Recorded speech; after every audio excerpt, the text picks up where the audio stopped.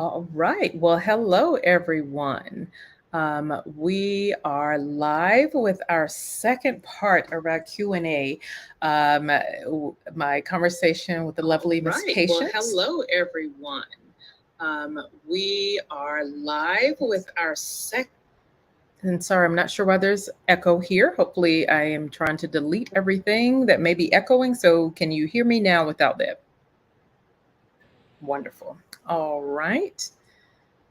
And so to begin, as I said, for those of you who may be joining us, we began a conversation on Sunday, and it was really exciting.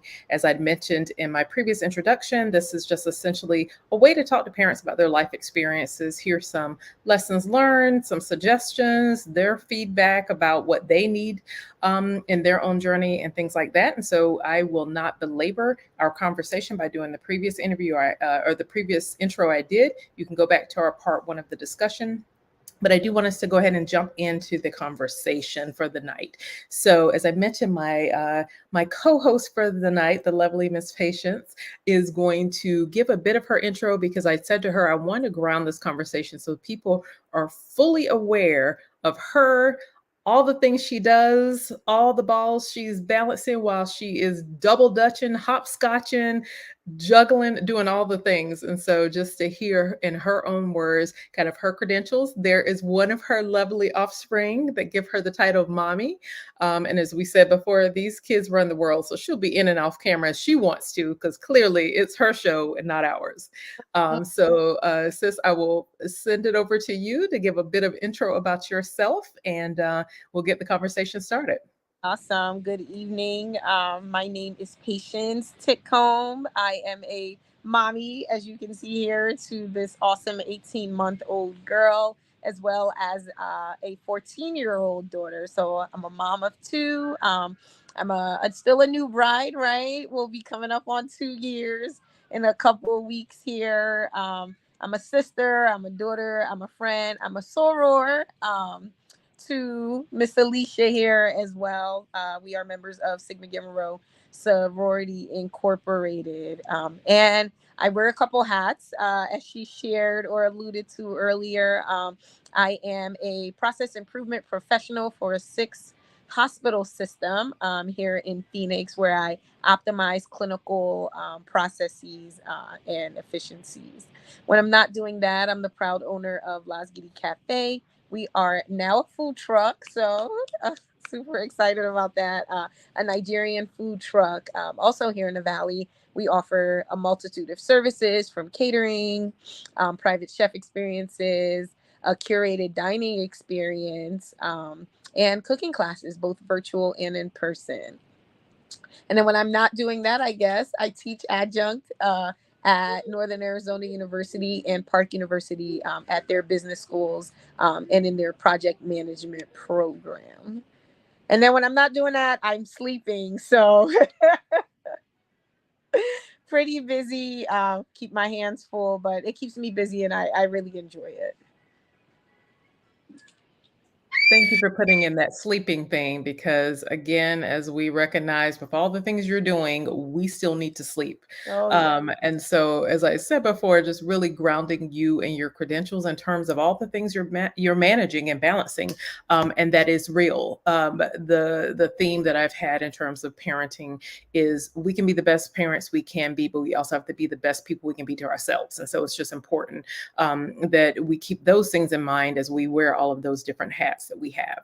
And so, to get us started a little bit from the conversation we'd had before, I want to take you back to when you first became a mom. So, roughly, how old were you? And essentially, did you feel prepared going into mommyhood in that first part of your journey?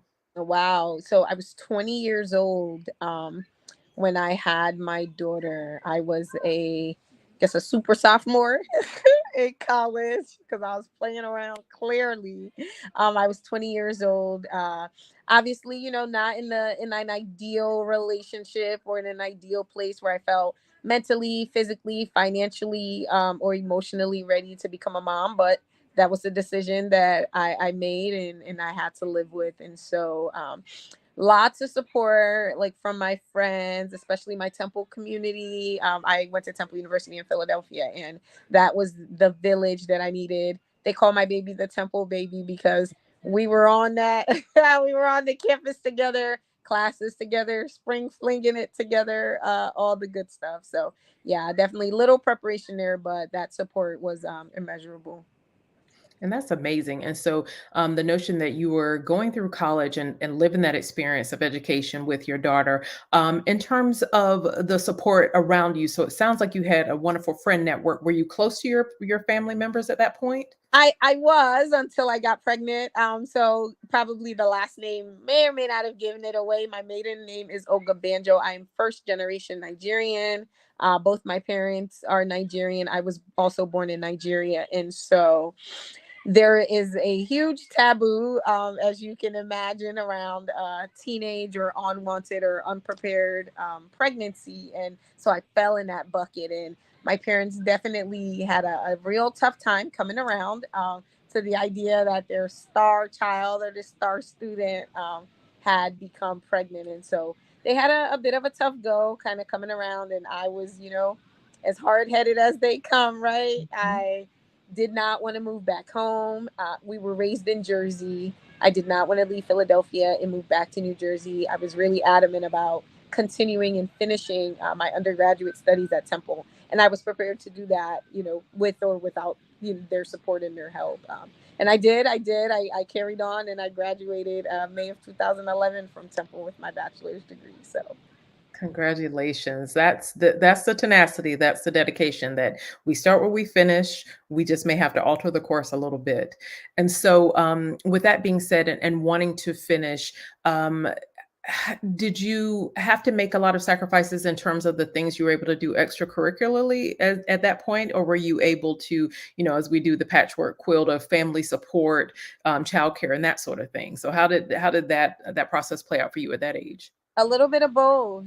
Again, that friend network was very strong. So as far as childcare, so that I could make it to my classes. Her dad also, we both went to college together, so he was supportive. His family, thankfully, was supportive. His late mother, I mean, just a remarkable, like, outstanding woman who I attribute the success of our co-parenting wholeheartedly to. She was the epitome. When she found out I got pregnant, she said, "This is our family now. Thanks, David." Mhm. Mhm. And he had a tough go with really understanding what his mother meant by that was our family. And she stood firmly by that until the day that she passed. And so, we honor her by continuing to have a very stellar co parenting relationship that I can share later on. I love it. And so obviously that was likely a very radical shift for you in terms of becoming a mother at that point in your life.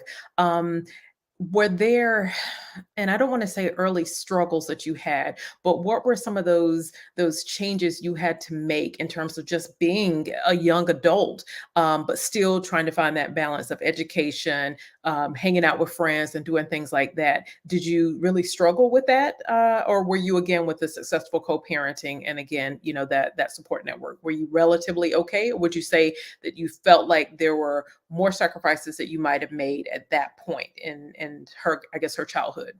Absolutely more sacrifices. I couldn't go to spring fling. Sacrifice number one.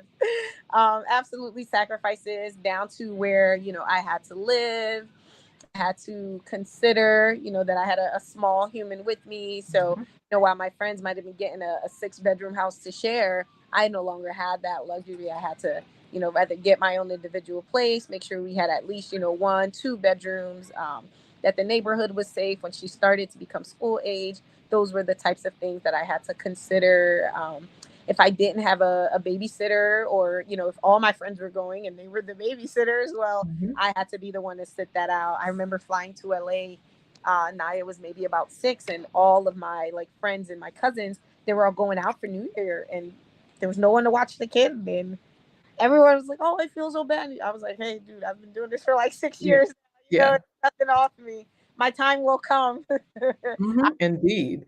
Indeed. And I think as you reflect on those early years, she was growing with you because again, you were a young adult and she's kind of along that journey with you. And so I can imagine, and we'll get into the differences as we had talked about in terms of, that gap in your daughters and what the experience is with your youngest versus your oldest. But honestly, like it probably feels like you may have made a lot more mistakes that your youngest is going to benefit from having experienced it at that end for you versus the luxury she has of an older mom, but just different circumstances. And so, with your oldest, I like to think about the successes. And so, was there ever a time when you're like, okay, I'm not if not I'm killing it. Like I'm feeling good about this, and I feel like I got this mommy thing in stride. Was there a period? Was it when she was a certain age, or had any of the other circumstances in your life changed with her? Yeah, so I mean, think we definitely had moments where I was like, man, like, I'm crushing this. When she started preschool, I was able to get her into a preschool of my choice, being in, Philadelphia and being in that neighborhood. These were charter schools and there were wait lists and things like that. So, when I was able to get her in there and just kind of seeing her grow academically and really seeing that personality kind of come out, where I was starting to feel like that interdependence and Mhm. not so much like the dependency of her on me. And I was like, all right, maybe we can do this. Listen, when they actually it's a blessing and a curse when they start talking and moving around, you're like, "Oh, I can actually understand you." And you're like, "Wow, but you're irrational in what you're saying right now, but I can understand what you want, even if it's not in your best interest." So, yeah, that is, I think, probably a parental win when our kids go from that literal baby toddler to, okay, they got some words here and they're putting them together and they actually make sense. Okay. Any other things that jump out at you were the early, like, elementary school periods? Was there transition there, for you? Were you in the same place in terms of being in Philly, or had you moved at that point? Yeah, so I actually did move. I made a big move in 2014. I mistakenly applied for a job in a city called Flagstaff, Arizona. Prior to that, I had no idea where Flagstaff was. Heck, I barely knew where Arizona was Okay. geographically on the map. And so, but I applied for this job. They must have loved something about me because they offered me this job. It was paying $20,000 more than I was making in Philadelphia, and something just said, all right, go see, do a year. If it's absolutely horrible, come back. And Mhm. if it works, well, maybe it works. Just so you guys know, it'll be 9 years in Arizona in I 2000. was about to say, sounds like it probably worked if you're still there now. Sounds Okay. like it worked. So that was a huge shift because it was just her and I Mhm. moving to a city where I did not know a single soul, not one person. The town I was moving to it was a college town. I didn't even know that black people were in Flagstaff, Arizona. So I was really winging it, y'all. Yeah. Yeah, I don't know if I know that now, but yeah, real small, remote, college town. But we took a giant leap of faith. I always say I posted every now and again on my Facebook, and I said, I love the recklessness of faith. Right? It's like first you leap, yep. then grow the wings. Mhm. Mhm. Be willing to take that leap. And I commend my daughter's father for not giving us a hard time, for moving his daughter 2,500 miles across the country, for, making the trips and not missing the first day of schools and not missing birthday parties until that, we were established and she had made her friends and we felt comfortable, maybe having one without him here. And that was monumental. Moving here again, not having the I remember my first day of my new job, my daughter got pink eye. I called my boss and was like, I can't even make this up right now. Like Right. I think Like, I no, think legitimately, like, I don't have cold feet and I don't wanna not come to work. Like, I literally, I can't. I literally Yeah. And even then when we could send children places, there are some some instances of illnesses where you're like, "Oh, I guess I can't actually send yeah, you." this was a bad one. And I mean the eyes were oozing and all of that. And Ugh. so, he was just so super supportive. And then once her and I kind of had got a steady swing of being able to get a schedule around her getting to school, her getting up, making friends around the neighborhood. and we started kind of smooth sailing in Flagstaff. That was a feel good moment, because it was such a big move, and even I was not 100% confident that we were going to make it out here, and so we made it. Yeah, and We're that's making it. yeah, that like I said, that is awesome because for many of us, it's a journey just to pick up roots and move by ourselves, whether it's for college or right after college for a job or something. And so I remember my experiences of moving from North Carolina to DC, big deal right after college, but it was just me. And so the notion that you're coming with your child without any of that support network seems even more incredible than, a lot of us just picking up because again, for most people, if it doesn't work out, you can easily go home, but you're like, I got to pack up my kid, got to do all the things. And so it's a little bit more complex. But with that being said, I can imagine. So those first few months or first few years, was there isolation and loneliness? So how do you do this in a place where you don't know anyone? You're trying to put your roots down, get the supports for you and your daughter, new job, all that stuff. Like, how did you cope? Just for yourself and getting to that place of like, okay, we are here and this is kind of what feels like home for us. But like, what was it for you in the early days as you were trying to acclimate? Yeah, it was tough. I I racked up a lot of miles coming back to Philly. We were coming home maybe every other month for Wow. like first 2 years, being in Flagstaff, because it was tough.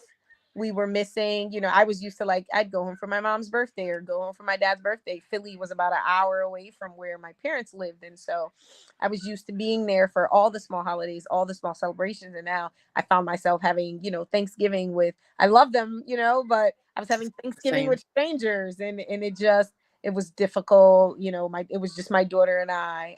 And I think that's where I found my solace in travel. And I Hmm. think Hmm. that's where the travel bug first bit. I got tired of going back to Philly. Yeah. And so I started telling myself, well, where else can I go? If we're gonna be on a plane, I where can might that plane take us? else. Yeah. Oh, wow. Yep. And so, I started saying, okay, well, Mexico's closed. Mhm. Cabo's just right up under us. Let's go there. Oh, let's go to Belize. That's right there too. Oh, Panama's right there. Oh, let's go see what they've got going on. Oh, you've got 2 weeks. Let's go to Australia. Why not? And so that travel bug bit. And I think that it was, I was having a dinner with my girlfriends right around the holidays. And I was telling them that I felt like, that's where I found my comfort at the time. Mm. Mhm. Especially in feel like lonely. It was just Naya and I. In that moment, I really found my comfort in travel, which then turned into a mode of self-care. But I can definitely attribute it to beginning for that. And so just to paint the picture and to put a final point of distinction, you were doing these world travels with your daughter. It Yeah. wasn't just let me drop her off at granny and then I'm gonna bounce. Like it was the two of you in Oh these yeah, international streets. I've traveled to 47 countries, and I'd say she's confidently hit at least 25 of them with me. Listen. Yeah, we were ripping and running those years. Oh my God. I absolutely, yes, all of that. Yes. And so she was is getting to see the bigness of the world and the smallness of it because we realize once you start traveling, you recognize people are people. And for the most part, we want good things. Hey, baby girl, we want good things. We want our family. We want, safety and stability. And so a lot of times we think there's such big differences between people in different countries. It may be language differences, but at the heart of it, if you're a good person, you're kind of a good person regardless of what country or what language you speak. And I think that's the key for a lot of folks is that once they get out there in the world and see that, they start to recognize like, all right, I can do this. It's not as scary and as foreign as people seem to think. Um, and so at what age would you say you and her really were traveling? Was it when she was really young, like the 3, 4, 5, or was it a little bit older? Yeah, I'd say so. We moved to Arizona. She was 5. So, but like 5, 6, once we kind of got our footing down here in Arizona. So I'd say about 6, between 6 and, I mean, we're still traveling. So 6 and now Okay. but like between like 6 and 11. Yeah, Oh that my was the God. bulk of that 20 something countries. And so we're going to put a pin on this and circle back for any parents who are sitting here like, how, like, what? How do because you think about for some countries, the flight cost, the hotel, the fact that you're doing all the things. And so I do want to get to some of the nuts and bolts of like, if people are thinking about making this happen, from your experience, I'm assuming y'all are a little bit lower to the ground and you weren't staying at the Ritz Carlton and all the stuff Oh, when you were out there. oh, But just the oh, notion that it is that doable. wasn't the W. It wasn't the W. Listen, you're like, Yeah. there was a W in the name, but it definitely wasn't the only letter. So we'll definitely get back to some of your thoughts so that you can encourage people who are thinking about exploring their world and not um, the kind of locus point of a lot of people, which is I'm gonna leave the kids, I'm gonna figure it out. They're gonna have to get it when they get their passport at 18, but that we are traveling and doing the things. So with that going on and you kind of living your life with your daughter, I know you mentioned now we're going on our 2-year anniversary with your husband.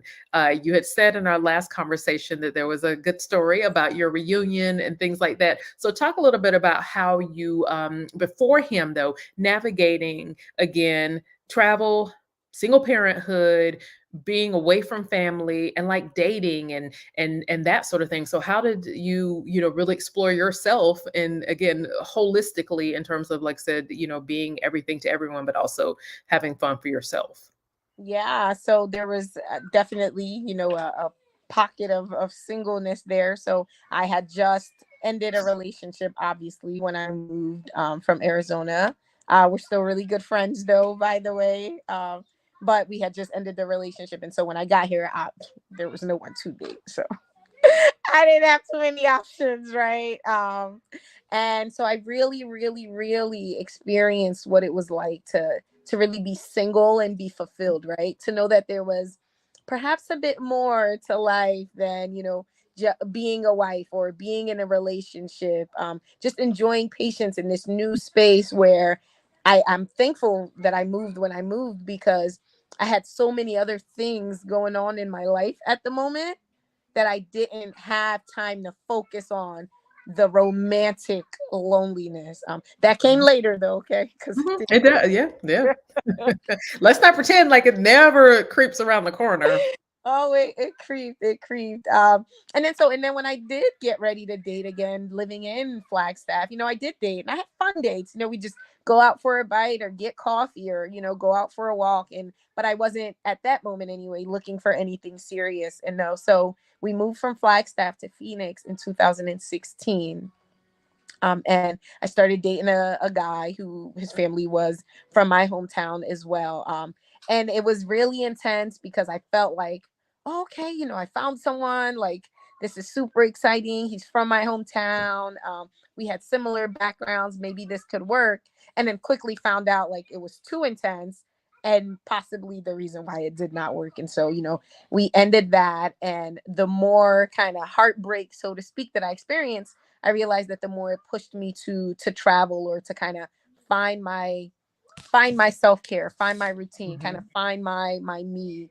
And so I continued on, found myself in another relationship in 2017 that was going really, really well. And until it didn't. And that was more of an amicable breakup, so to speak. We had enjoyed the love of travel together. We enjoyed cooking together. And then that ended, and I had a bit of a single gap, and then found myself in another relationship. And it was that relationship that was the pivot for me. Okay. We, I'm I, gonna have to ask you what the pivot was. yeah, so, he checked off all my boxes, but he didn't love my daughter. Yeah, there was a whole story Sorry. my platform about it. I know. I think a lot of people were very triggered. I didn't even realize how much of a trigger or how many people could relate to that experience. He did not love my daughter. There were signs all over the place, but I'm gonna just go ahead and ignore these, y'all. He was a doctor, so I was like, I got my little Right. doctor. I'm Nigerian. Status really matters for my culture, and so I kept going, and then it clicked one day. Like, wow, if you marry, you'd probably have to give your kid up. And I thought about, the And movie. he wanted children? It was he Oh, he it was wanted of his oh, own. he wanted children. It wasn't that he didn't like kids. He Oh, was no, no, just the one that I had before him. And this is totally I don't want to say normal, but expected, especially within, the Nigerian community, right? There's this, oh, a woman's got baggage, and that's what children are, using that term. And a lot of it was influenced by his mother, unfortunately, Mhm. who I later found out had an older child by another man that wasn't her husband. So I was about to say, was that the older child around? yeah, that was his brother. And maybe the stigma of that she carried had left such a bitter taste in her mouth that she could not overcome it, because I'm sure she more than likely got the backlash, despite Mhm. her husband was more than welcoming to the son. But I get it, I get it, and it didn't work for a reason. And so that was my pivot when I Mhm. realized I almost ended up with a man that didn't love my daughter. And I realized that my daughter, not that she wasn't, but she really had to be paramount in my relationship finding, in my relationship building. And so I said, you know what, forget this. Mhm. Mhm.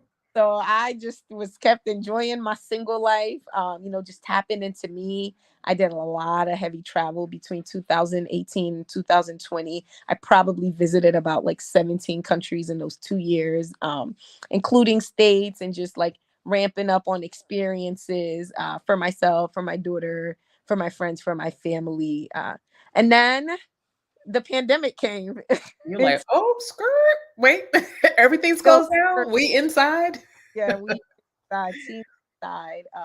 My now husband and I were just kind of like casually chatting, like late 2019, and we had kind of made plans to like get together. So I grew up with his family.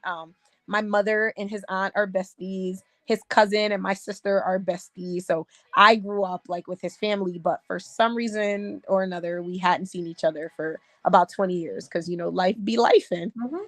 And you so were in the streets, I and was these international streets, that is. Let me be I was clear to anyone listening, we don't mean them streets. But anyway. yes. So his cousin was getting married in Jamaica right before the world shut down. And we decided that, at least we'd see each other at the wedding. And we went to Jamaica. Jamaica was a good old time. The wedding was in Jamaica. Jamaica's always a good time. Jamaica's always a good time. And we flew back, and then a week later the world shut down. And in his role, he was furloughed for about 6 weeks due to the closure. And so I had suggested that he come to Arizona for a couple of days. Yes. This would maybe, be one of the only times he'd have so much time off to do so. Mhm. And so he agreed, purchased a ticket, got here March 31st. In the panorama, as we're gonna And the call it. He y'all came in a panorama. What? On a plane. Okay. plane. I think he caught like one of the last flights out before they banned travel. He had a layover, I think, in Chicago. They canceled that leg, and then he quickly like was able to secure another flight and make it. I literally think the next day, like they Oh ground. my god. So the timing was like impeccable. And you're And like, "And welcome, and I assume you're gonna be here because you can't get home easily." you can't get home. I mean, folks were still flying though for those couple of days. So the anticipation was that he would return on his return flight on April 4th. Well, it's January 11th, 2023, and he never went back home. What? Listen, he picked up the phone and was like, "Let me talk to Oh, your mama, kids. I'm not coming home." What? Wait a minute. So, you all anticipated him just being there for a few days, a few 4 days. weeks?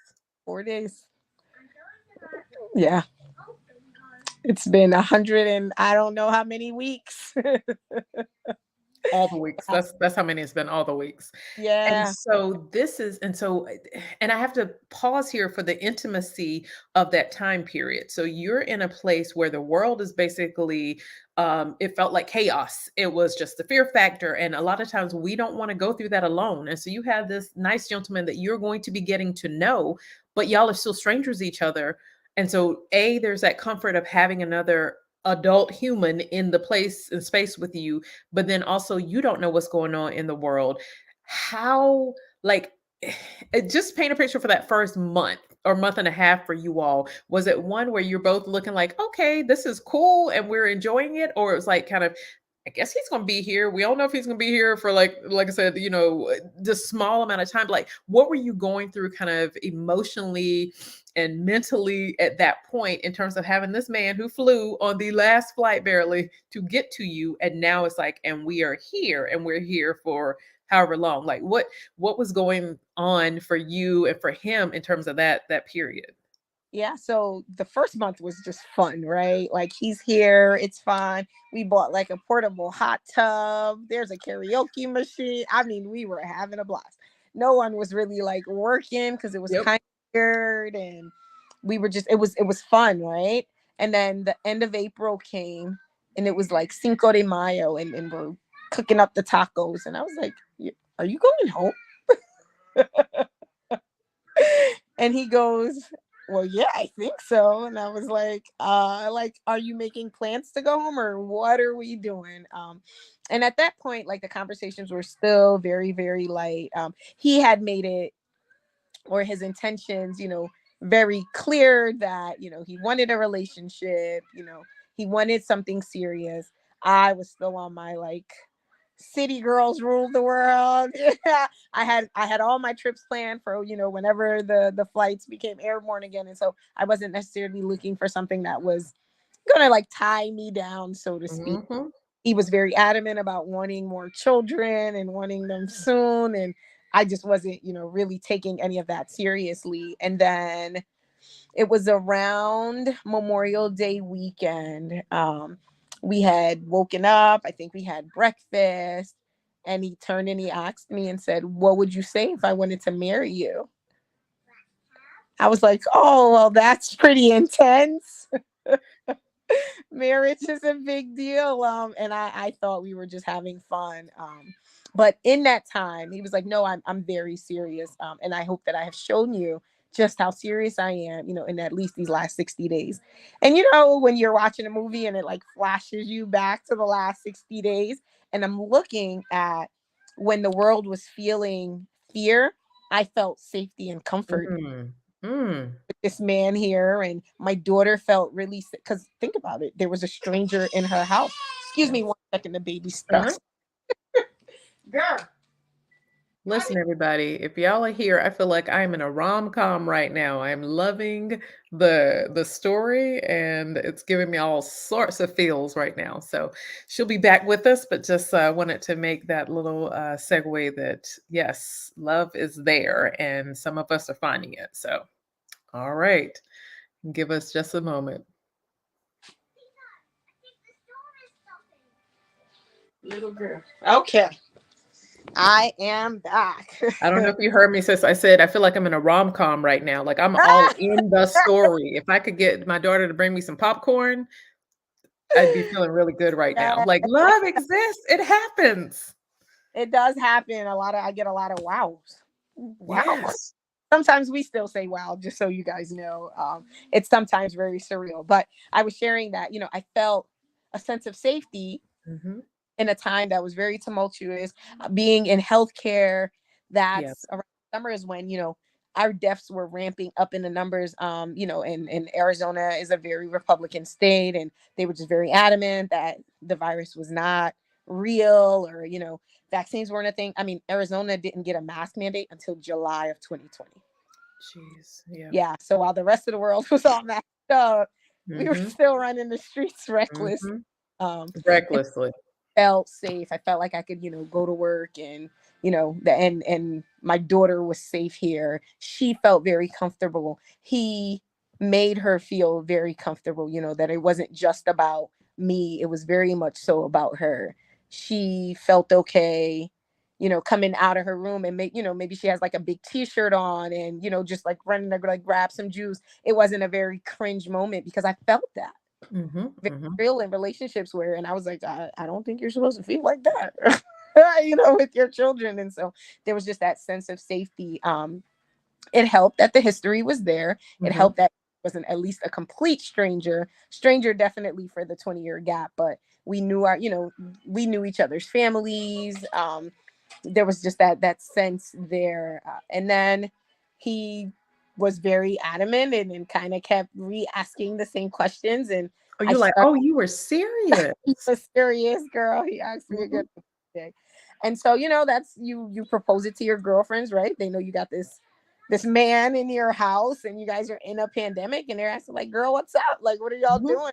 Like, so this is what he's perhaps proposing, and he seems to be very serious. I had called a plumber like months ago. The toilets that came with my house were like very low to the ground, I think, for the children that were in here, and they were talking like $500 to replace the toilets. He went right up at Home Depot, bought 2 toilets, and took those suckers out. I was like, okay, you can stay. You can What? stay, sir. You can stay. And I was still fairly like a new homeowner at the time, and so just all those things were just very like, and just that relationship with my daughter. And he wasn't trying to impress you though. He was, He was like, this is stuff that needs to be done, and I know how to do it. and his family, his mom's side especially, once they had kind of caught wind of when he asked for his PlayStation, apparently that's when his family knew he was staying. He asked to have his PlayStation shipped to him, and so they're like, "Yeah, boy, you're not coming back. You got your." All right. Yeah. See, and his mother was like, Uh-huh. all right, we will pack it for you with bubble wrap triple so that it will get to you safely. No worries. Yes. And they would always ask about Naya and how's Naya doing? And just Mhm. coming from a relationship that I didn't have any of that. Mhm. Oh man, this feels good. Like if I was to marry this man and have more children with him, and at the time my daughter's grandmother, her paternal grandmother, was late. And again, I had said that I attributed a lot of our successful co-parenting to her, and so she reminded me of what Grandma Pat had, and so that was another like box that was checked. So while he didn't check off the checklist that the doctor checked off, 2 years later, my mind frame has completely shifted. There's an entire pandemic, and people are going to sleep with their spouses and waking up without them, going to sleep with their Exactly. mothers and waking up without them. I was like, oh man, Mhm. yeah, maybe there's a little bit more to life. That was a reality check for me. And then I told him, well, if you really want to marry me, you got to get the ring I like, and you got to go tell my daddy. And so the man He was booked the like, flight bet. soon, and before he left, bought a ring I like and went Wait, to June of 2020. June of 2020. That man said, listen, it's a done deal. What else? What else you need? What else? What else you want me to pick up when I'm over here on the East Coast? Because I'm gonna bring it back with your ring and myself, because this is happening. And Oh, wow. he asked my dad, and I mean, even my dad laughed, right? He was like, "You just met her. Do you know her?" He's like, I've known her spirit my whole life. No worries. That's what it felt like. And so, July 12th, he proposed.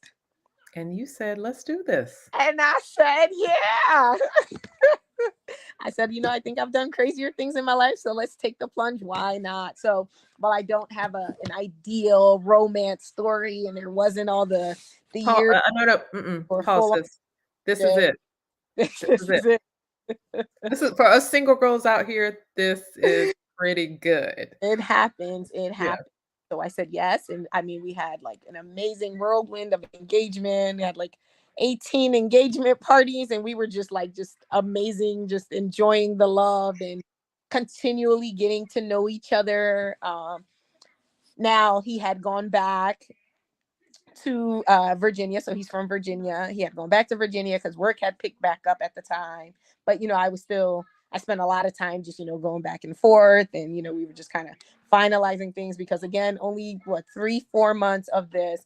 We just had a lot to iron out in a short period of time. Mhm. And so he said, you know what? I proposed to you. I want a family with you. So resigned his job and relocated here January 5th of 2021. And so we were engaged. Oh, I was pregnant by then. I got pregnant in October because he was very adamant about wanting more children. And he shared that with me, and I was willing to be supportive of that because he was willing to share that piece of his life with me.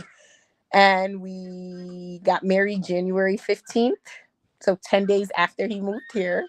he woke up and said, I don't want to wait anymore. Let's go get married. And I was like, okay, I'll grab something to wear.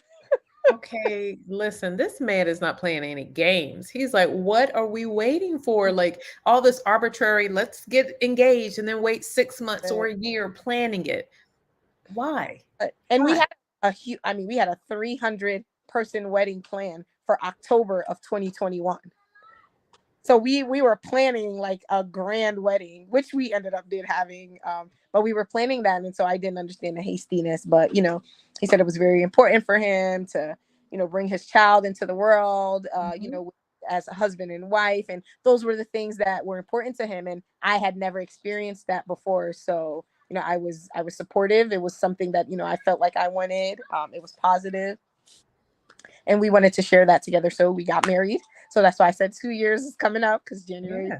15th of Oh, 2023, and now, whoo, it's been 2 years. And so we got married in January.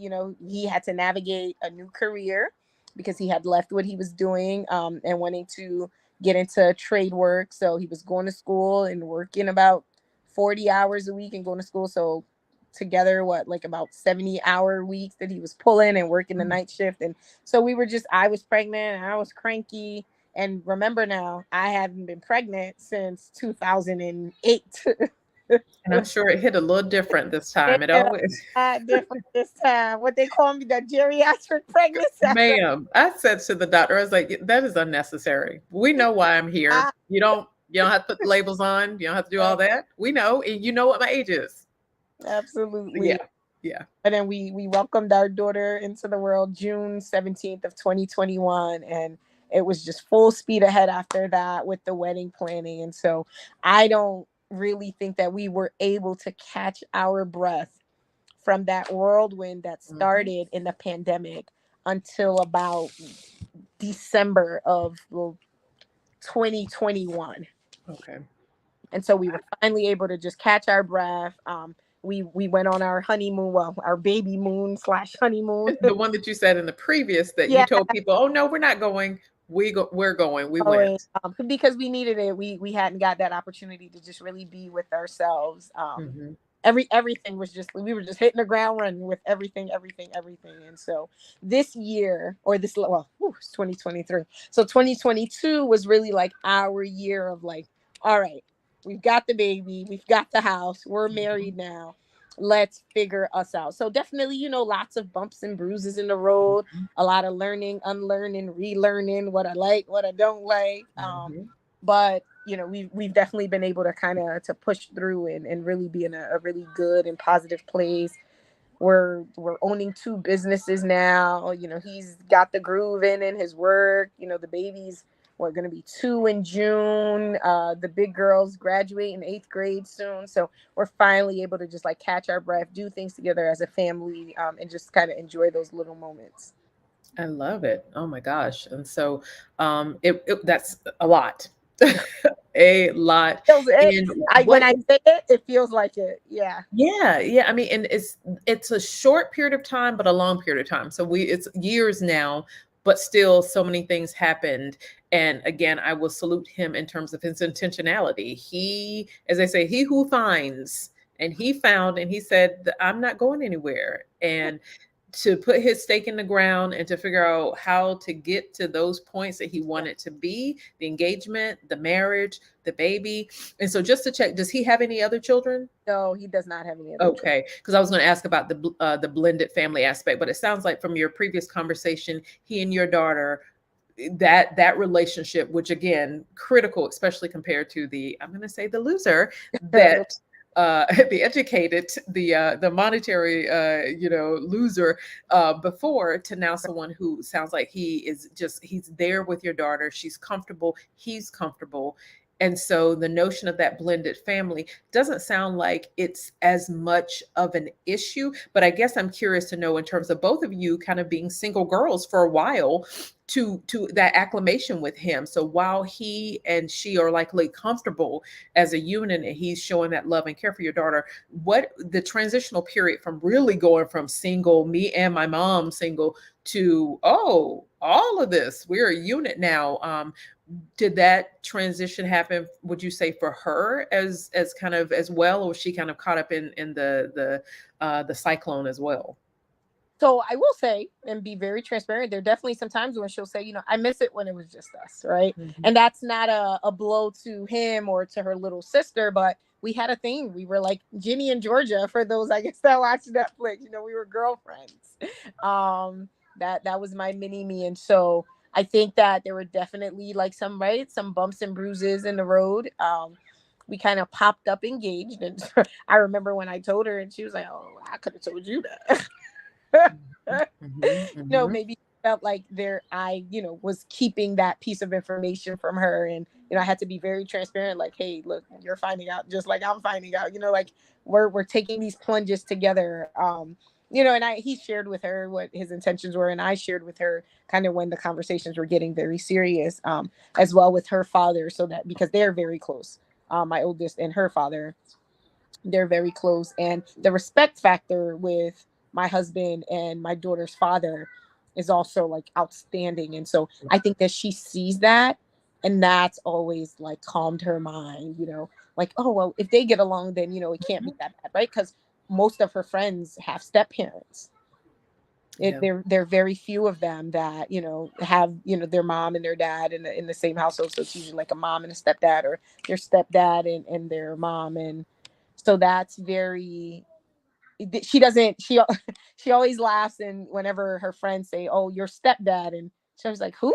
Because I she know, doesn't, right. like, to her there's such a negative connotation with the word Mhm, stepdad. And so she doesn't, that's just Io, like, that's just Io, like that's mhm. who, it doesn't, there, it's a very positive kind of deal with her. So, oh, Yep, that's all right. the baby.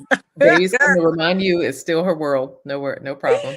Oh, girl. Um, and Yes. so, well, Oh, then that is lovely to oh, thank hear. you. And so Thank now let's dive into the kids and a little bit of that separation. So we kind of teased it before of young mom, the hateristic geriatric mom title that they give us.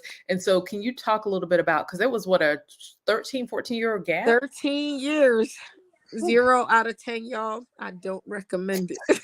Like it's the ghetto. It's the ghetto. Yes, um she was planned but not planned. Mhm, And mhm. so when I popped up pregnant, I don't think that I was as mentally prepared to for that pregnancy, and how much my body would change again, because I just felt like I was getting back to normal Mhm. after 13 years. And so I just kept telling myself, like, you're really doing this thing again. I had a couple complications in the beginning, and just having to like be hospitalized for a couple of days.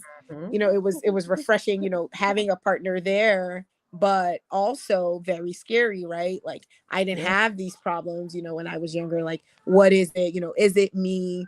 Having all those types of thoughts in your head. I think there's a lot more anxiety when you're older. Like, Mhm. when I was young, I didn't even think that like delivery was such a big deal, right? Like, this go round, I got You're the like, prayer oh, warriors at 10 I know o'clock. you're I like got my the doula, deaconesses at my 11. everything. Put the oil on me because I'm gonna need it to get I'm on through the this phone with my pregnancy. girlfriend. Like, look, if something happened to me, this is the number y'all call. Make sure you get that. I was Yep. the 20-year-old girl. I skedaddled in there. They were like, yeah, we're going to induce you. I was like, okay. Okay. It was it was even bringing the baby home. I made sure they went and took the dog for a vet check, and oh, the dog has rabies. I had the carpet shampoo. I was just so like picky about a lot of things. I didn't have a job the first time I had a baby, right? So maternity leave was, for me personally, was a new concept. I've heard about it. My friends had been on it, but I didn't know what that was like, right? So having Mhm. to submit, I thought having a baby was free, y'all. I was on, Medicare, Medicaid when I had my daughter, because I was 20 years old. I was on government insurance. I didn't even know it cost to have kids. Okay. Again, 0 out of 10. Do not recommend, guys. And I depending on got the that insurance you have, it can cost a lot. a lot of money. Yep. Mm-hmm. And Mm-hmm. so just that anxiety bit there. And now, when I was 20, I didn't know about milestones and the wonder weeks and all these things. Now everything's it's 11:24. The baby hasn't eaten. Oh my God. Oh my God. The letdown. And Yeah. I gave myself a lot of unnecessary stress with this girl, but I guess I was older. There's a lot more access now. I think I knew too much. And Yeah. sometimes it's better just to not know. Yeah, you winged it. And I think that's I what winged most it. people have done with their children until probably recent generations, where now all of a sudden we're reading books and we're online like, the baby didn't poop today, only one day. Do I take them to the emergency room? And they're like, no, if they haven't pooped in a few days, then maybe you do. Like, Yeah, it's but the one whole day is notion. okay. Or you Right. tell the doctor, like, the temperature is 99.8, and they're like, No. okay, all right. Call me when it gets to 104. You're like, wait, 104? No. 104, the baby dead. Oh, No, no. baby dead. And they're like, baby's not, but you should call us at that point. So Oh, it's a lot. Like, we're crippled yeah. with knowledge. We're crippled with pre-planning. We're crippled with hearing what other people are doing or not doing with their kids at the stage where a lot of people, like you said, when you were younger or older generations, just didn't do it. It was just like, kids are gonna be kids. They're gonna grow up. It'll be fine. You And survived. yeah. Exactly. So you would say, really the biggest thing for your daughters is just, like I said, that overthinking we tend to do now Oh, yeah. about every little step. Oh, yeah. Okay. Absolutely. Okay. And then of course, personality differences, because I can imagine you already said she was a no limit soldier Who in likes terms to of, yeah, yep. She's like, don't you be say something? mad. Yeah. She's like, what? Did you say something? I'm sorry, because I'm here for it. And you're like, no, no, no, we don't want problems.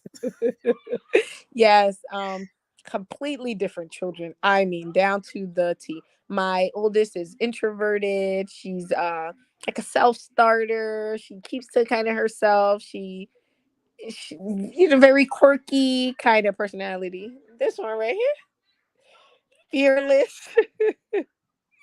Very attached to me. I think a little bit of that is just her being home longer, of course, with me. Everyone works remote. Most of us work remotely now. So, Mhm. I'm home with her a lot. So very attached. Very resilient though. Extroverted. Loves to be outside like her mama. Loves to chat like her mama. Uh-huh. She shares a lot of similarities with me. So you Personality. you Apple see, don't so you fall know far. what you're seeing. So you I know what you're seeing. Okay. Okay. All Yeah. right. And Got, and got, see, and that's the funny part. It's like, all right, so she's a personality, but you can easily see traits that you're oh like, yeah. oh, okay. Oh yeah. Oh They my already. gosh. And so as we think about, and also of course being respectful of your time here, from this, I just want to get into some of those lessons learned.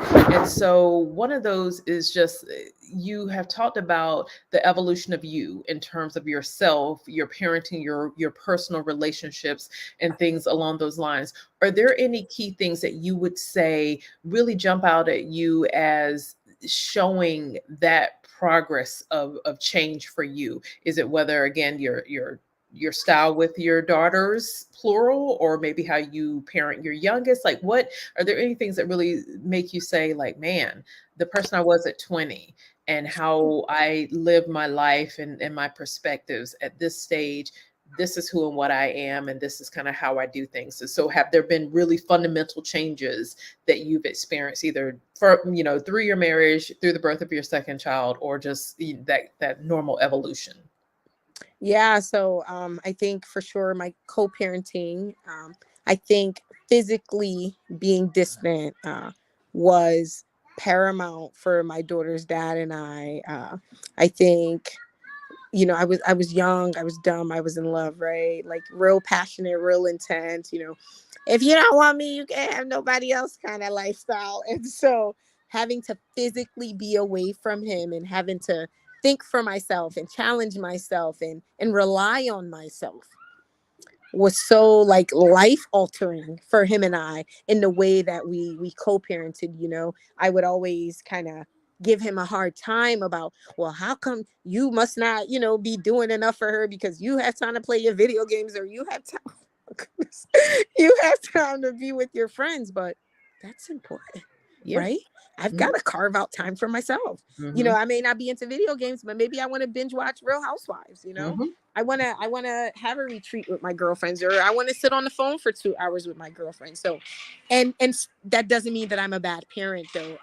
And I Okay. think being away from being physically distant and having to rely on myself. Excuse me, ma'am. Okay. Yes. I think that means I'm talking too I much. know. She's like, Mommy, what's happening? Tell her I got about 5, 6 more minutes of your No, time. you're okay. But then when you You pay don't attention to run her, no she's like, show I don't over want here. anything. She's like, I don't want to talk to you. I'm sorry. Don't assume that I needed you to deal with me. I just wanted you to stop Right. doing I what just you're want doing. you to stop talking on the Yep. phone. Mhm. But yes, that, like I said, was monumental to our co-parenting. We have such an excellent co-parenting relationship. Don't try this at home, but when my daughter's father comes to Arizona, he stays with us for the duration of the time. So, Growth. yeah. And Capital your G man being solid and secure. in himself. Yes. My best friend always says, you got a hell of a man with Io. Like, and there aren't too many out there, sis, is what I always get. There aren't too many out there. But for him, the bigger picture are the kids, right? Naya is a straight A student. She's on honor roll. She's involved in all this stuff. She just got admitted into like an honor society that only accepts 150 students in Arizona for high school. So, I mean, she doesn't get in trouble. Like, she loves to read for fun. She's just such a wonderful student. And she'll always say, well, you guys make me feel okay. Oh, Like, okay. I don't have to deal with, whether, I feel bad about spending a holiday with me or with you or dad, because if I said I want everyone to have Thanksgiving together, boom, we're all having Thanksgiving together. Mhm. It's hee hee ha ha all up in here. And so that's, an attribute to Io's character. It's an attribute to David's character, because they both realize, like, hey brother, this don't got nothing, not to get me wrong, right? When they saw each other, they had to size themselves up because they're men Mhm. and they do what they do. But after all that was said and done, it was, oh, what's your gamer tag, bro? And now they be on my TV playing the game, sometimes logging online with her. Uh-huh. And so that's so, it just, I like, that's, if I don't have to worry about that, I feel like I could just Mhm. focus my energy on so many other things, or do other things. There have been times when he's been here and this little one was little, and maybe I wanted to grab happy hour. He's a homebody, so he'd be like, yeah, I'll watch both kids. Naya's here, she'll tell me what to do with the baby. And I feeling comfortable enough to leave his Yeah. child with my baby daddy, essentially, right? Mhm. And her sister.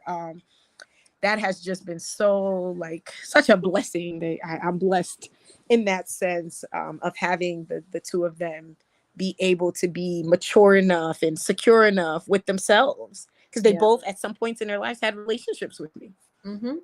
But um you've also probably not made it a big deal. So if it's one of those things where you are even emotionally kind of creating tension and static, then all of a sudden people are like, oh, do we have a problem here? Should this be a problem? yep. But if you're cool with your older daughter's father, and you're that relationship, there's nothing there, and you're good, then why would the husband need to Well, come in with all the extra energy? He's like, I put the ring on it. I'm here. I'm, Like, yeah, I ain't going nowhere. Yes. we're good. Yeah, So yeah. absolutely. Well, like I said, the master class in terms of maturity for everybody. So, um, all three parties could have brought a lot of things to the table that you're choosing Hmm. not to for your daughter. And the Hmm. fact is, you're helping her to thrive and nurturing her in terms of showing her positive relationships, Yes. the marital relationship, and then positive relationship with her dad and Dad. you all. And the fact that he Mhm. and another man are are essentially co-parenting Co-parenting. Yeah. and having a good relationship. Mhm. So kudos to all of you for that, because I think a lot of people, it's just a lot of the static and tension that doesn't need to be there, and children get dragged into all the adult drama when it's unnecessary. If you're good where you are, then what's the problem? Absolutely. Um, so it's a very nice. I think we've covered most things. I did want to circle back to see if there is anyone listening. If there is one or two pieces of advice, like I said, for us single girls, especially, I'm taken away where you had said early, and I wrote it down. You were single and fulfilled, and Mhm. so being in that place where you were able to live life in those various stages where you weren't in relationships, and being satisfied with who and what you were, and things like that. That was important. I think also a lesson I'd had in terms of you talking about love sometimes clouding things, that if they can't love the closest, most important thing to you, which is your child, then it doesn't matter what is on that list, Mm-hmm. that check off that we have, this imaginary list. If at the end of the day you lose a relationship with that first person that that looked into your eyes and you were hers, and she was yours, it's not worth it. And so I think that's the big thing, is that as we go through this journey, you can find love at any stage. Like I said, be happy where you are, and at the end of the day, be in tune to those people. And sometimes those red and pink flags that we try to ignore, Mm-hmm. they're there and it will come out. And I'm thankful to God that you all did get to that point where you realize, like, nope, nope, nope, I and she, we're better than that. And so Mm-hmm. I'm curious to know, like I said, these were some of my little nuggets that I took from our discussion. Are there any other things that, like I said, whether to the single people, to the married couples who are blending their families, to all the things that you would relay as either encouragement, words of advice, recommendations, whatever? Yeah. I think I shared, and I that's my motto now, the recklessness of faith. I think with anything, I just recently purchased a food truck. And I probably should have had a food truck 2, 3 years ago, but that fear crippled me. Of, well, do I have to quit my job? And, well, how can I juggle both? And I don't even have any money if I take all my money and I buy a food truck. But I jumped, and then I grew the wings, and then the wings covered, the vinyl wrap of the food truck and the equipment in the food truck, and securing all the different festivals and events and places that I'll set the food truck up in, right? I trusted the process. So one thing I've learned in my journey, from moving to Arizona and just establishing myself here, is trust the process. Like I shared earlier, professionally, I'm a process improvement manager. So when I say trust the process, I really mean it, guys. Trust the process. Professionally, it works, but personally in my life, it worked. If I went into overthink with my budding relationship with my now husband when it was happening, and I did not trust the process, we would not be where we are today. Mm-hmm. I Mm-hmm. would have just gone into overthinking. What are you doing? You don't even know him. He's in your house. What? And just, it would have spiraled downward. And And so, so, I mean, yeah, like trust the process, which is scary, and the wings that yes, sometimes you have to jump. And before you grow the wings, you've got to jump first. And it yeah, sounds scary as hell, right? Like you're thinking, mhm, well, you want me to literally jump off a bridge, and you're telling me that wings are going to pop out of my back? I mhm, guarantee you will. But mhm. you got to be willing to jump first. Has there been a scariest moment for you? If you can boil it down to one or two experiences, have there been things in your life that you're just like, oh my God? And is it the business? Is it the marriage? Is it like, are there things that you're just like, again, those wings that sprout out that really come to mind of, I trusted this process, and it was perhaps one of the scariest steps I had to take. Moving to Arizona by far takes the bread for scariest things I've done in my life to date. I bought a two one-way tickets. I had never bought a one-way ticket anywhere in my life. And I bought two one-way tickets for myself and I'm a daddy's girl. So my dad, oh, why do you want to go so far? And my dad said, I can't get to you quickly enough if something happens. And I Mm. said, I know it's a 5-hour flight, but I think for 5 hours I can hang on, Dad. Yeah, see, and that's the thing. You have that assurance I that gotta just I know go. you're there if I need you. Yep. But I said, I have to go see what's there. It was scary. We moved here. I remember, the first night in our place in Arizona, Flagstaff, if you guys don't know, is one of like they call them dark cities, right? We've got an observatory here that is super popular, and lots of like astronauts and astronomers come and they use it to like observe the stars in the sky. So we don't have tons of like street lights in Flagstaff, and so it's generally dark, and it's about 7,000 feet in elevation. So yeah, I left that part out, right? Yeah, so Altitude sickness. very high elevation and very dark. And I remember my first night, I couldn't sleep, and I was like, "Look what you done did now, patience." You took this baby and you moved her across He's the like, we country. can't leave tomorrow. Like, we just got here. We can't leave tomorrow. And it was dark. And I kept telling myself, girl, your boxes are packed. You haven't even unpacked your bags. Just go. Go home. Tell the guy you're not going to take the job. I had actually accepted a job at Aetna in Trenton at the time. I was like, call the people at Aetna. Tell them you're coming back. Tell them you're sorry. It's not too late. But I slept and I lived to see another day. And then another day after that, and another day after that. And the nights kept getting less and less scary. And the days kept getting brighter and longer, and we started to develop relationships and develop friendships, and our families came. And when my daughter's dad came for the first time, just knowing that someone else knew where we lived and where we were stationed, Mhm. and people seeing us around town with them, and that made us felt safe, that made us felt welcome, and we just kind of pressed on from there. But Man. yeah, those are scary days for sure. Thank you. And like I said, you did it with a little hand in yours. And so that's when the stakes are higher. All bets are off when you're All looking bets and it's are off. not just you. It is someone else that if you flounder, they may. And You suffer. so yeah, yeah, and the fact that you all have grown into yourselves, and I do want to close out, but I do want to get back to that little that appendix piece that I mentioned before, was just talking logistically about travel. So for people who are listening in, who again, whether they are part of a parenting couple or they're single parents and want to see things beyond their four walls, want to go somewhere beyond Disney World, like how would you say in general you and your daughter did it, like your travel again, were your costs really minimal? How did you make it logistically work to be able to travel to that many countries with her in lockstep with you?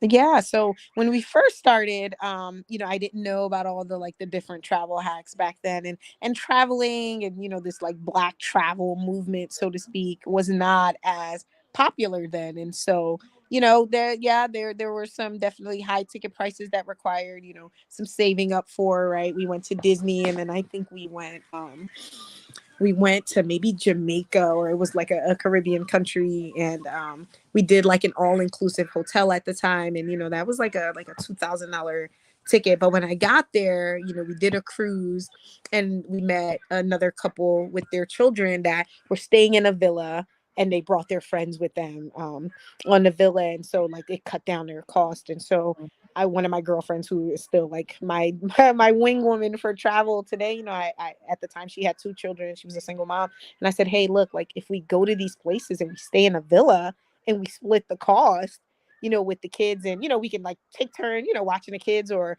we'll be having our cocktails by the beach, while the kids are in the pool playing, we can save a lot of money. And so those were one of like the first strategies that I implemented, bringing a friend along that was also a single mom, so we could split the responsibility if she wanted to, maybe go out or something. And we're just very brave people, so I'm a solo traveler that will go Mhm. out to the bar, or go spark a conversation somewhere. That helped me in the beginning, and then the more I kind of continued on with that and moving to Phoenix, I started to realize that I geographically I was in a location where Central and Latin America or South America was in close proximity to me, Yes. and also had cheaper flights. And Ye- so Yep. yeah, and cheap, guys, I'm talking like under $400 round trip. And so you remember when I shared the loneliness and my back and forth then from here to New Jersey, Philadelphia. So that had helped me accumulate a couple of miles. So every now and then, I was able to book a one-way ticket for maybe just one of us using our miles, and then Mhm. having to foot the ticket. I do a lot of that as well. It always comes out cheaper, guys. Instead of buying a round trip, buy two one-ways.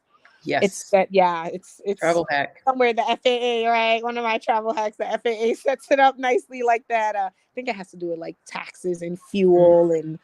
and the employees that they get to work. So I started to do that. I started to go what was close to me, and fortunately, where I was, Cabo was right up under us.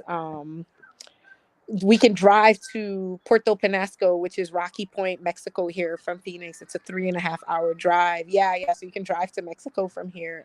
And there are resorts and villas and beaches, and we took advantage of that. And so once I, started kind of ticking off the smaller or closer countries to me, I had started to, continue to accumulate miles. I started to understand that you can book flights using like other VPNs, like super major travel hack there. But, I would book flights from like an Irish, or like I would act like I was in Ireland, and I'd be booking a flight somewhere I because recently heard this, so yes, yes. yes, that I did do that.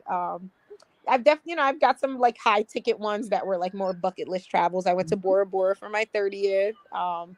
The flight was actually ridiculously cheap. I don't know if United was running a deal. So I follow the airlines, because whenever they unveil a new destination, it's always at its lowest ticketed price.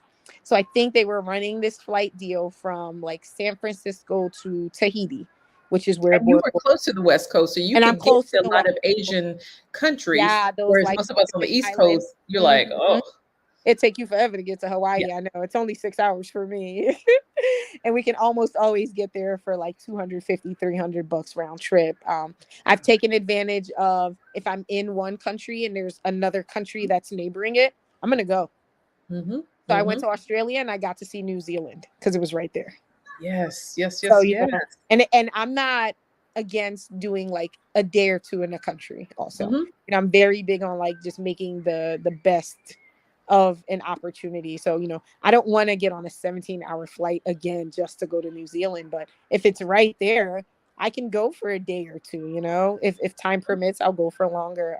I did a lot of that with my Europe trips. It's cheaper to travel, within Europe once you're already Yes. there. So if I go to Europe, I'm going to like 2 or 3 more countries. For my birthday just last November, I did 24 hours in Amsterdam, 24 hours in Amsterdam, and then flew to London and finished my trip in London. And some people, how do you do 24 hours in Amsterdam? You get up early. Yeah, and you hit it, and then you And sleep you did on it, and you on sleep. the I'm coming train. back. I'm on vacation. I'm gonna come back in the hotel to sleep all day anyway. So Yes. And see, and that's the thing I think for a lot of us, we want to hit everything in a trip. mm-mm, And because it's mm-mm. like, go see what the highlights are. And so that you're not That- exhausting yourself of trying to literally do all the things. And like you said, the hopscotch of going somewhere and being there 24, 48 hours, it still mhm. counts. But people are like, no, we're supposed to be there a week or two. And No, no. I'll, Yeah. I'll be exhausted from that. And bringing my daughter. I have a friend who, she's a travel influencer, the Traveling Child. If you guys aren't following her, please do, at the Traveling Child, Monet Let me Hambrick. add that right now. Thank you. Yes, please. My girlfriend Monet has been my source of inspiration for travel. She's married, and she has 2 girls. And when she was traveling before her children and everyone, then and I get it all the time. Like, you're not gonna be able to go nowhere when you have kids, and you're not gonna. And she was set out to prove them wrong, and so that's what sparked her love of travel. And then she started traveling. She started blogging about it. And now she's like, popular influencer on Instagram and on the platforms. But she started because her motto is, if kids live there, we can go there. We can go. Yep. And I think probably, I'm going to speak for myself. The issue often is that we feel like our vacations are our escape from life and responsibilities. And so the notion of, wait, I'm bringing my kids and all the things that Mhm. encompasses onto my vacation. That's Patience. not a Yeah. vacation. And so it's Mhm. like changing that mindset. And I'll be honest, because like I said, I went to Mexico at the end of November, and I was like, ooh, I'm gonna leave my kids so that I could just literally chill. But the whole time I was gone, I was like, oh, I bet you she would like this. And if I come This back, we're and gonna do that. And so at yeah. the end of the day, if I'm living that whole world traveler, global citizen thing, then she's got to be a part of it too. But I Yeah. think it again, for many of us, we're so exhausted before we get to that point where we take days off to travel or just any vacation, that we want it to be as kind of uninterrupted, quiet, stress-free as possible. And so sometimes, like I said, bringing our plus ones or plus whatevers, you're like, no, this is my time. But at the end of the day, you've shown through again all the stamps in your and her passports that it can be done. And I think it's kind of that mindset shift. And one thing I will want to say, I think most of the people that are looking at us know this, but get all of the frequent flyer hotel, whatever their rewards programs are, sign up for them. I don't care if you travel once a year and you go to Get the it. Best Western. If they got a rewards program, Get sign up for it. if Get it. like if you fly once in 2 years, sign up for that Delta reward. Like sign up, because at the end of the day, even small numbers add up at certain Yeah. points. And so Even again, the you may baby's get been accumulating. Well, she can't yet, but if she could be accumulating miles, she's accumulating miles because I think she's been to about 4 countries so far with me. We went to Turks and Caicos for her first birthday, and we went to Jamaica together. So we've been getting her going, and once I have to start purchasing her tickets, of course, I she'll know be that age too, you a better mile. eat it up until then. Ooh. I know I'm trying to. I'm trying to. So yeah, take advantage of it. I mean, every time I take Lyft, I get points to my Delta account, Mhm. right? Now I Mhm. think Starbucks has merged with also with Delta. So those two All the things. things. Yep. Mm-hmm. And like I said, and getting a credit card Yep. that had, and so for a lot of us, we're swiping our debit cards. And so it's like, we're a cashless society. I don't ever carry cash, but the only thing you're swiping when you get to that machine is literally your debit card. There is nothing coming from that. It's literally coming from your account, and Yep. you're not getting any points. You're not getting any benefits. And so I say to people, get you at least one credit One. card With that some. has some type of reward point system. Use that card for everything. And even for some people, I know I was talking to a friend, she was like, it's scary to write a big check at once a month. And I was like, well, say at the end of each week, you sit down and you pay whatever that total is for that week. And so it's not such a scary number. But if you think about it, it's the same number that's coming out of your bank account, Yeah. whether it's coming from that debit card or coming from that credit card. Yep. But the difference is with that credit card, cha-ching, cha-ching, cha-ching, you either getting cash rewards, you're getting what airline, the points. And so that's the thing. It's like thinking smarter about your money, giving you some traction so that you're not literally just debiting the same thing you were going to pay anyway, but you're Mm-hmm. paying it and then getting something that you can use later. So that Absolutely. was I think that was my biggest aha moment Yeah. when I was in my 20s or 30s. Like, wait, I'm just using my debit card? I'm not getting no backs. Nothing at all. And so like I said, it's that radical mind shift. And even for people who are not a traveler and aren't going to be doing that thing, the reality is you can still get at least a cashback card, so that Yeah. every time you swipe, you're still going to get something Something back. to but do. but you have to be a good steward of your money and not just use I that credit don't go card as a swipe, crutch. swipe, swipe, swipe, swipe, and get Yep, in. swipe, and then you're like, what? I have to pay something? Not gonna do that. So let me be clear for anyone putting that little caveat out there, is that be responsible if you use those credit cards, but if you can, there's so many benefits from it. And so it sounds like, again, you've done a lot of that. I thank you for your time. I thank you for this wonderfully rich conversation. As I said, I am dedicated to showcasing the beauty of the Black experience, the beauty of the Black parenting experience, Black love, all of that stuff. And I think the reality is that once we hear more of our stories and see more of our experiences, it's like, oh, well, what I'm going through is not unique. Again, like I said, my parenting days when my no limit soldier is on 10, and I'm like, girl, Bring let's it be easy. It's gonna be okay, because the next day she might be showering you with kisses. right. And so just the notion that your experience is something that is beautiful and that you get to recreate it every day. And like you said, sometimes you have to jump, have absolute faith that the wings are going to pop out. Generally, they do, because we're all sitting here. So chances are your wings have popped out in somebody's experience somewhere. Yeah. But just that notion that there is power in our experiences, and that to share it and continue to live and do that self-care and treat yourself and all the good things. So I do want to see if there are any final comments you want to make at this point. But like I said, it's been a wonderful conversation, and I'm so thankful for you chatting with me. Thank you. No, other than just definitely, one of the things that I shared in our earlier segment on Sunday is that, I always just make sure that I try to make time for me. Sometimes I'll drop my oldest off at school in the morning, and I'll park in the parking lot of Starbucks and like play my favorite song and just lay there and enjoy my Starbucks coffee and my sugar plum Danish.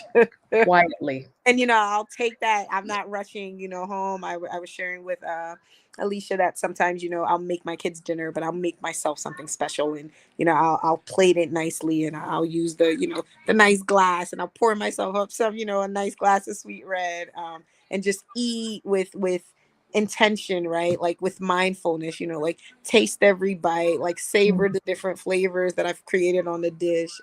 As a cook, as a chef, I love that. that I'm able to do that. And I get my solo trips in. So, I love my kids. I love my family. I love going with them. However, I love going by myself too. So because sometimes you just need a good solo or yeah, girls trip, yeah, literally. yep, absolutely. So Wow.